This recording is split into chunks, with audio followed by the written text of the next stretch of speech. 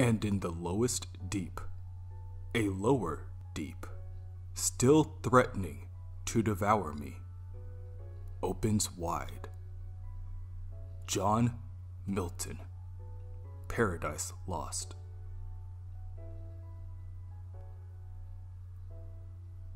Somewhere in South Dakota, ace reporter Jackie McGee of the Arizona Herald interviews a number of witnesses in regards to the events on Mercer Avenue.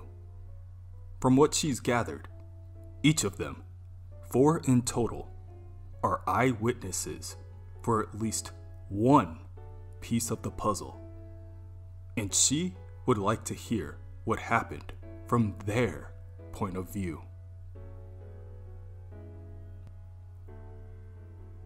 First witness, the cop. "Well, little lady," he begins, "have I got a story for you. Sundown, and crime lurks with the twilight. At the old church on Mercer Avenue, a hostage situation, they said. Perp with gun, holding a priest and a helpless old lady. Except the perp was one Lou Lambert, a no-good juvenile delinquent going by Hotshot, the human ray gun. Kid caught a dose of gamma rays that made him something more than human. He wasn't packing a gun, he was one. And boy howdy, he knew how to use it. We needed the call to go forth, Pilgrim. We needed a hero to assemble. In Blue Blazes, we sure got one." Next witness, the bartender. "They asked to use the bathroom. I mean, I'm not a bad person or anything, but what was I gonna do? His clothes didn't even fit him. They looked like someone died in them. And he looked like a serial killer. I mean, he was at least going to shoot up in there, right? Anyway, things got pretty heated. I guess, looking back, I dodged a bullet. Anyway, that was when he saw the TV. The local news thing, the siege on Mercer Street, Mercer Avenue, whatever.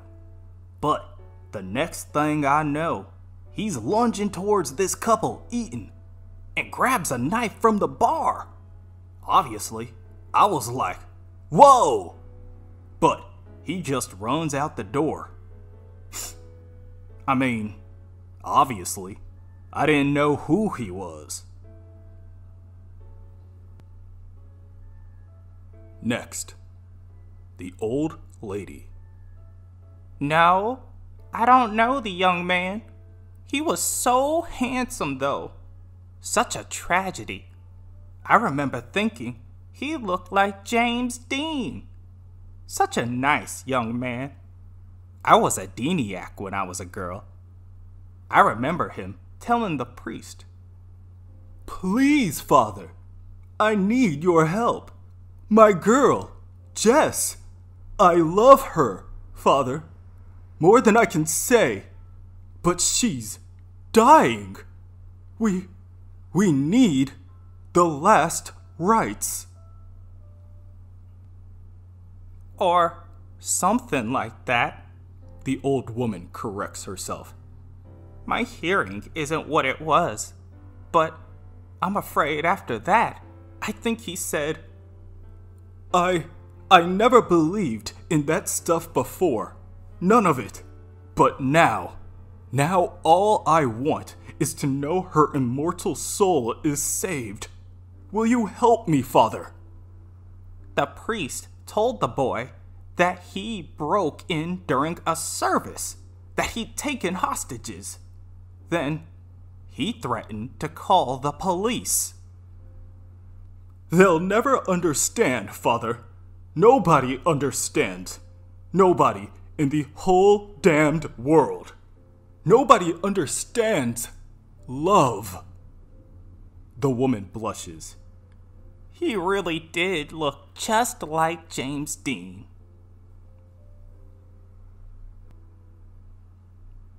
According to the priest, he looked like something from a horror movie. His skin was green and greasy, like he hadn't slept in days. There was a smell coming from him, like urine and cobwebs. He told me, "The devil, Father, the devil's in here," or something like the devil, something underneath, below everything. Get away from me. You're not listening. The one below. It got into her somehow. We need an exorcism. She needs one. See? There's this door to the below place. Like a green door. I've seen it in dreams. I know how that sounds. Lou mumbles to himself. I was terrified. I'd just seen this mutant shoot fire from his fingers. Now those fingers were next to my face. And he was insane. Quite insane. And he was going to kill me. And old Mrs. Melrose. And the police.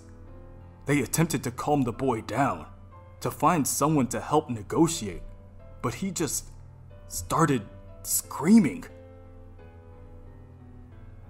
No! No negotiating! No more cops! You think I'm stupid? Just listen to me! Why won't you listen to me? Why won't you just help me? So I prayed. I prayed to God above for salvation, for deliverance. And this will sound strange. After all, my prayers were answered. But that answer, what was sent to deliver me, I don't think it was sent by God.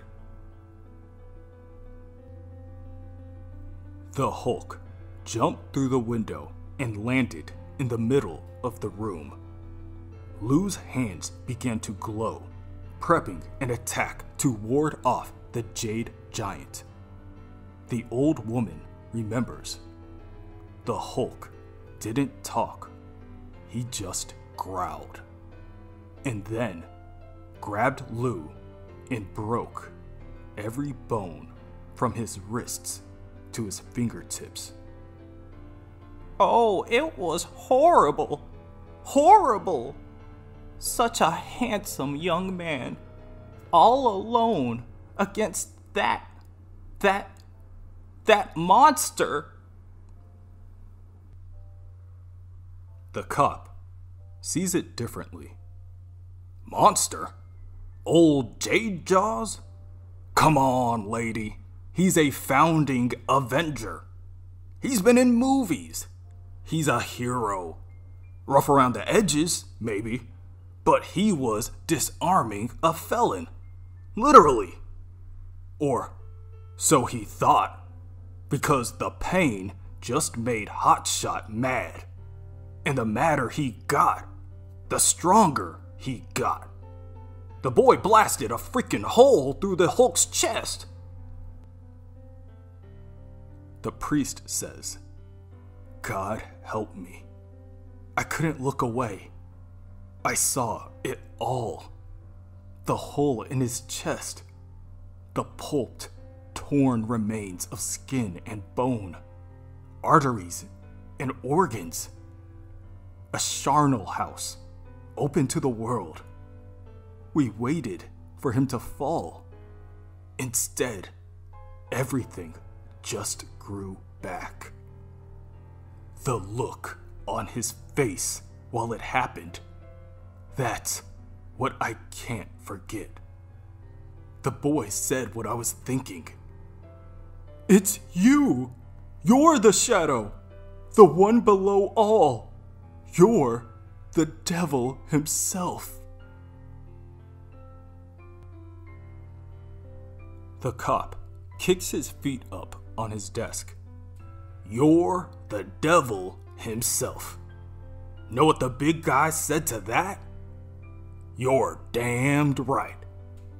Nuff said. He went out the way he came in. Didn't stay to be thanked. Modest, you know? Anyway, when Lambert woke up, we had him in cuffs. Special ones.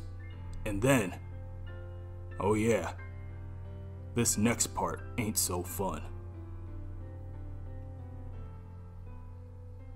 The priest remembers.